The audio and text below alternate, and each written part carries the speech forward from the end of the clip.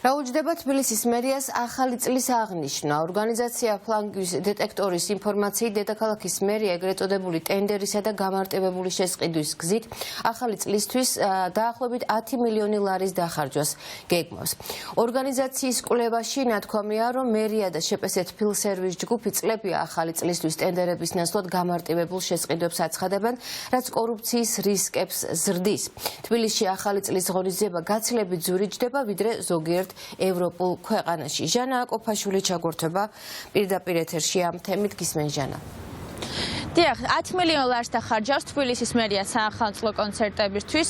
სახელმწიფო ბიუჯეტიდან კოლოსალური თანხები ელექტრონული ტენდერებისა და გამარტივებული შესყიდვების გზით დაიხარჯება. თბილისის გარდა კოლოსალურ თანხებს დახარჯავს ქართული ოცნება რეგიონებში დაგეგმილი სახელმწიფო ღონისძიებებისთვისაც. მაგალითად, 28 და 31 დეკემბერს ხობსა და ზუგდიდში გაიმართება ღამის შოუს ბენდის კონცერტი, რაც ჯამში სახელმწიფო ბიუჯეტს 80,000 ლარზე მეტი დაუჯდება, 64,000 ლარზე მეტი დაუჯდება თელავში დაგეგმილი სახელმწიფო ღონისძიება სახელმწიფო ბიუჯეტს. უკვე ცნობილი არის ის, რომ თბილისის გარდა სახელმწიფო კონცერტები ქვეყნის მასშტაბით თითქმის ყველა დიდ ქალაქში გაიმართება. ამ სახელმწიფო კონცერტებზე კი იმღერებენ ის მომღერლები, რომლებიც ქართული ოცნების წინასაარჩევნო კამპანიაში მონაწილეობენ ხოლმე. ეს არ არიან ის მომღერლები, რომლებიც ასე ვთქვათ საზოგადოებაში ძალიან დიდი პოპულარობით სარგებლობენ. ესენი არიან ადამიანები, რომლებიც არიან ქართულ ოცნებაში. ანუ ეს მომღერლები გადაიქცნენ უკვე ქართული ოცნების პროპაგანდისტებად და შესაბამისად ქართულ მოოცნებამ მის პროპაგანდისტები, რომ ასე ვთქვათ ეკონომიკურად კარგად იყვნენ, სახელმწიფო ბიუჯეტიდან იღებენ ფულს.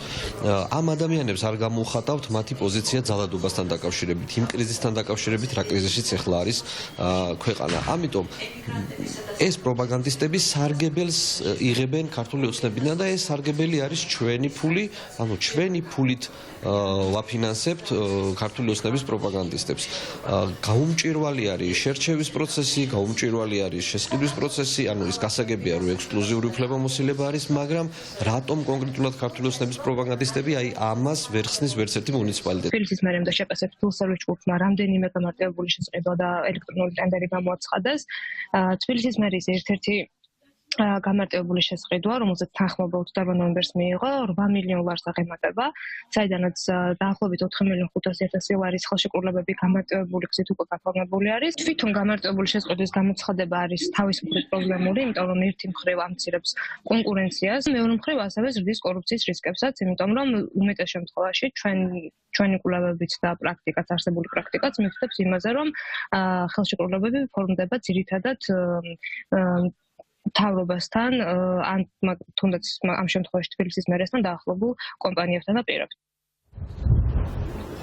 ელექტრონული ტენდერები უკვე გამოცხადებულია და შესაბამისად უახლოეს მომავალში გასაჯაროვდება იმ კომპანიების ვინაობა, რომლებიც ქვეყნის მასშტაბით, როგორც თბილისში, ასევე რეგიონებში დაგეგმილი სახელმწიფო ღონისძიებების ჩატარებას უზრუნველყოფენ. როგორც უკვე გითხარით, ყველა დიდ ქალაქში გაიმართება სახელმწიფო ღონისძიება და მაყურებელს კიდევ ერთხელ შევახსენებ, რომ თბილისში სახელმწიფო კონცერტები თბილისის მერიას დაუჯდება 10 მილიონი ლარი, რეგიონებში კი 9,5 მილიონ ლარზე მეტი დაიხარჯება.